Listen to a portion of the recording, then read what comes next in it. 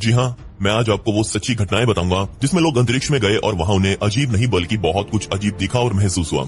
लेकिन आप प्लीज इस वीडियो को एक लाइक दे दें क्योंकि बहुत मेहनत से एक वीडियो बनाई जाती है। साथ ही कमेंट्स में पिक में लिख दे ताकि कल की वीडियो में मैं आपको शाउट आउट देता हूँ। नॉकिंग। सन 2003 में चाइना की तरफ से यांग लीवी पहले इंसान थे अंतरिक्ष में जाने वाले। बेशक चाइना के लिए ये एक ऐतिहासिक पल था, लेकिन यांग के लिए ये बहुत ही डरा देने वाला अनुभव। जी हाँ, सन 2016 में एक इंटरव्यू के दौरान यांग ने पूरी दुनिया को बताया कि जब वो अपने कैप्सूल में अर्थ के ऑर्बिट में घूम रहे थे तब उनके कैप्सूल पर किसी ने बाहर से नॉक किया। ये महसूस होते ही वो बहुत ज्यादा डर गए और उन्होंने अपनी कैप्सूल की खिड़की से बाहर देखने की भी कोशिश की, लेकिन कुछ दिखाई नहीं दिया। जब वो अपना मिशन पूरा करके धरती पर लौटे तो उन्होंने अपने अधिकारियों को इस घटना के बारे में बताया, और न सिर्फ बताया बल्कि उन्होंने एक लैब के अंदर एक पूरा सीन रिक्रिएट करके दिखाया। लेकिन उसके अधिकारियों ने यांग की बातों को ना ही समझा और ना ही उन पर विश्वास किया। और सन 2016 में ही जिन जिन लोगों ने यांग का ये इंटरव्यू सुना तब से एक्सपर्ट्स उनकी इन बातों को समझने लगे हैं। कुछ मानते हैं कि शायद अंतरिक्ष में उड़ने वाले छोटे मोटे पत्थर होंगे जो उनके कैप्सूल से आके टकराए होंगे, लेकिन ऐसा होने के चांसेस बहुत कम है क्योंकि अर्थ ऑर्बिट में चीजें बहुत दूर दूर होती हैं।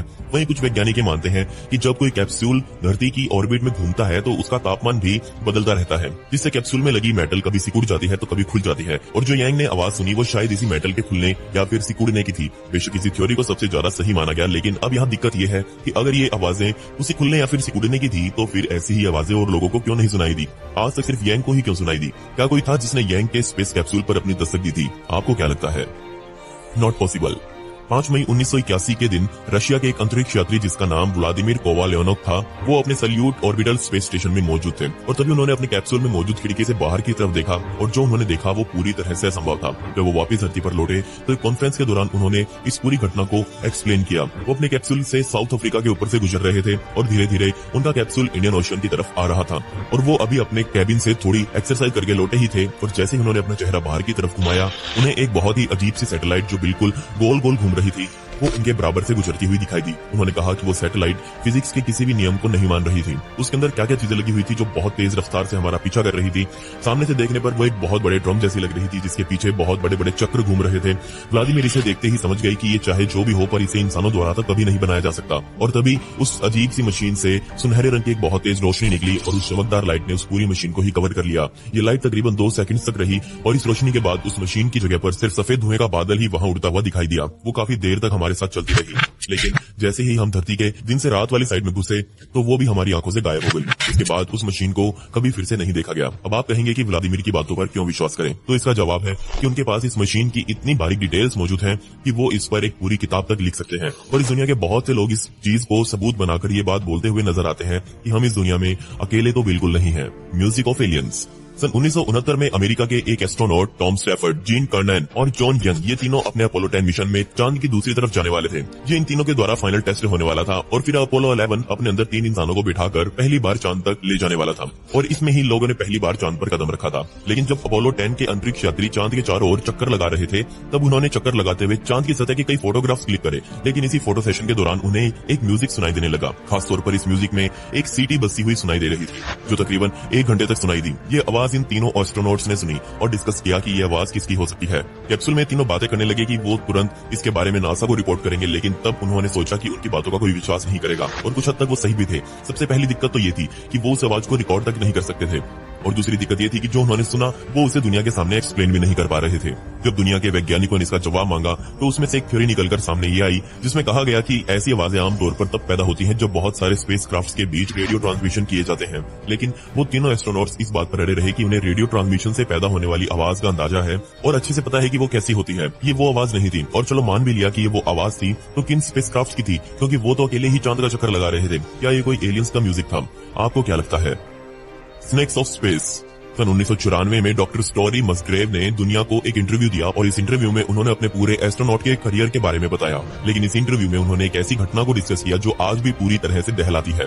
उन्होंने कहा कि उनके 2 मिशन में उनके साथ ऐसा हुआ जिसका जवाब उन्हें आज तक नहीं मिल पाया। जी हाँ, उन्होंने अपने 2 मिशन के दौरान बताया कि उन्हें भारी अंतरिक्ष में साफ तौर पर सांप दिखाई दिए। जी हाँ, आपने सही सुना, उनकी लंबाई 8 से 10 फीट के बीच की थी। उन सांपों की चाल बहुत अजीब लग रही थी, और न सिर्फ वो दिखने में बहुत अजीब थे बल्कि उस सांप ने 2 बार मेरे कैप्सूल के पीछे भी पड़ने की कोशिश की। स्टोरी ने कहा कि वो अंतरिक्ष की जितनी गहराइयों में गए उन्हें या फिर हर किसी को वहाँ बहुत अजीब अजीब चीजें दिखाई देती हैं, जिससे ये बात कुछ हद तक सिद्ध हो जाती है कि हम इस ब्रह्मांड में अकेले बिल्कुल नहीं हैं। बेशक आप इस तरह की बातों को सिरे से नकार भी सकते हैं, लेकिन सोचकर देखिए, डॉक्टर स्टोरी एक जाना माना नाम है। उनके पास 6 मास्टर्स की डिग्री है। दुनिया के सबसे बड़े मैथमेटिशियंस में उनका नाम लिया जाता है। वो एक मरीन कॉर्प्स से रह चुके हैं और सबसे खास बात, वो नासा के अंतरिक्ष यात्री भी रह चुके हैं, जिससे हम उनकी बातों को मजाक में बिल्कुल नहीं ले सकते। और वो ये बात ठोक ठोक कर कहते हैं कि हमसे कहीं ज्यादा एडवांस क्रिएचर ब्रह्मांड में मौजूद हैं। उन्होंने उन क्रिएचर से कई बार बातें करने की भी कोशिश की, लेकिन बदकिस्मती से वो इसमें सफल नहीं हो पाए। इसके बारे में मैं कुछ कहना नहीं चाहूंगा, सब आपके ऊपर है, आप किस नजरिए से इसको देखते हैं।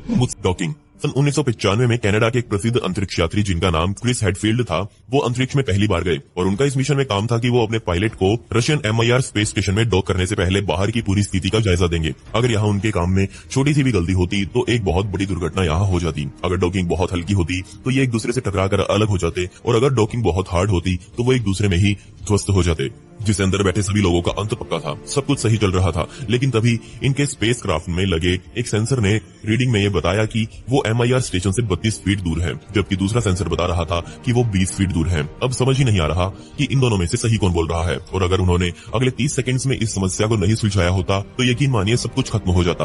और यहाँ हेडफील्ड को अब अंदाजा लगाना था कि वो असल में कितने फीट MIR स्टेशन से दूर है। पायलट हेडफील्ड की इंस्ट्रक्शंस का इंतजार कर रहा था और उसे भी अपने थ्रस्टर्स को स्टार्ट करना था। किस्मत से उन्होंने इस डॉकिंग को बिल्कुल सही तरीके से अंदाजे से करवा ही लिया। उन्होंने किसी तरह से एक बहुत बड़ी स्पेस दुर्घटना को बचा लिया था। हेडफील्ड आज भी इस घटना को बताते हुए अंदर से पूरी तरह दहल जाते हैं। The secret transmission. सन 1975 में नासा कम्युनिकेशंस के रिटायर्ड चीफ मॉरिस चैटलेन के द्वारा उनकी एक किताब पब्लिश की गई और उस किताब का नाम था आवर कॉस्मिक एंसेस्टर्स। और इस किताब में उनके द्वारा एक बेहद कंट्रोवर्शियल असाधारण दावा उस मिशन के लिए किया गया था जिसे हम अपोलो 11 के नाम से भी जानते हैं। जी हाँ, पहला चांद पर कदम रखने वाला मिशन। वो मानते हैं कि जैसे ही नील आर्मस्ट्रांग अपने स्पेसक्राफ्ट की सीढ़ियों से उतरकर चांद पर उतरे, तभी उनके ऊपर 2 बहुत बड़े बड़े UFOs मंडराने लगे। नील आर्मस्ट्रांग के साथ मौजूद एडविन एल्ड्रिन द्वारा उन UFO की बहुत सारी फोटोज भी क्लिक की गई और इनमें से कुछ फोटोग्राफ्स तो जून 1975 में मॉडर्न पीपल मैगजीन में इशू भी की गई थी। उन्होंने इसमें बताया कि जैसे ही नील आर्मस्ट्रांग नीचे उतरे, तभी 2 मिनट के लिए उनके स्पेसक्राफ्ट का रेडियो भी पूरी तरह से ठंडा पड़ गया था। ये रेडियो क्यों बंद किया गया? क्योंकि इन सारी बातों की रिकॉर्डिंग उस समय डायरेक्ट नासा के हेडक्वार्टर्स में चल रही थी, जबकि उस समय एडविन चिल्ला कर बोल रहे थे कि कितने बड़े बड़े हैं। उनके मुंह से ओ गॉड निकल रहा था। ये दोनों स्पेसक्राफ्ट चांद के दूसरी तरफ कहीं जाकर लैंड हुए। अब बेशक असल में वहाँ क्या हुआ ये कोई नहीं जानता, लेकिन अब पूरी बातों की रिकॉर्डिंग और उन स्पेशल फोटोज को कभी नासा द्वारा पब्लिक नहीं किया गया। इसका मतलब ये था कि या तो ऐसा कुछ कभी हुआ ही नहीं, या फिर अगर हुआ है तो उसे बहुत सफाई के साथ छिपा दिया गया। लेकिन ये सोचने में ही कितना डरावना लग रहा है। Dead man on moon. अब जो मैं आपको बताने वाला हूँ उसे सुनकर शायद आप भी इस पर विश्वास नहीं कर पाएंगे। सबसे पहले तो मैं आपसे पूछता हूँ कि चांद पर भी एक आदमी की कब्र बनी हुई है। क्या आप ये बात पहले कभी जानते थे? जी हाँ, यहाँ पर मैं बात कर रहा हूँ डॉक्टर यूजीन शूमेकर की, जो कि धरती पर रहते हुए सिर्फ इसलिए फेमस थे क्योंकि उनके अंदर हमेशा चांद को लेकर आग लगी रहती थी। वो इसके बारे में ज्यादा से ज्यादा जानकारी और इस पर रिसर्च करना चाहते थे। उनका सपना था कि वो एक बार जिंदगी में चांद पर जरूर जाएंगे और वहाँ पर अपनी खुद की लैब खोलेंगे। लेकिन बदकिस्मती से डॉक्टर यूजीन की जिंदगी ने उनका साथ नहीं दिया और सिर्फ 69 साल की उम्र में बेचारे यूजीन की मौत हो गई। ये आदमी अपनी पूरी जिंदगी चांद पर जाने की कोशिश करता रहा, चाहे गलत हो या सही, लेकिन वो हमेशा चांद के बारे में जानकारियां जुटाता रहा। किस्मत ने उसका साथ नहीं दिया, जिस वजह से वो जिंदा रहते तो कभी चांद पर नहीं जा पाया। सन 1997 में यूजीन की मौत हो गई, जिसके बाद नासा ने बीड़ा उठाया कि वो जीते जी ना सही, लेकिन इस आदमी को मरने के बाद चांद पर जरूर भेजेंगे। उसके शरीर के कई हिस्सों को उठाकर स्पेसक्राफ्ट में रखकर चांद पर पहुंचाया गया और चांद पर एक बहुत बढ़िया कब्र यूजीन की बनवाई गई है। आज पूरे चांद पर बिल्कुल वीरान इलाके में डॉक्टर यूजीन की कब्र कुछ इन हालातों में मौजूद है।